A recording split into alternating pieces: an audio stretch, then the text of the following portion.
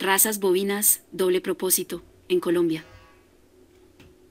En Colombia, hay 3 razas bovinas, doble propósito, las cuales son Cimental, Normando y Pardo Suizo. Los ejemplares de la raza Cimental presentan fuerte presencia en Antioquia y Cundinamarca, en los que también hay vacas de la raza Normando, y en zonas altas, en departamentos como Boyacá, Caldas, Tolima, Santander, Nariño y Valle del Cauca.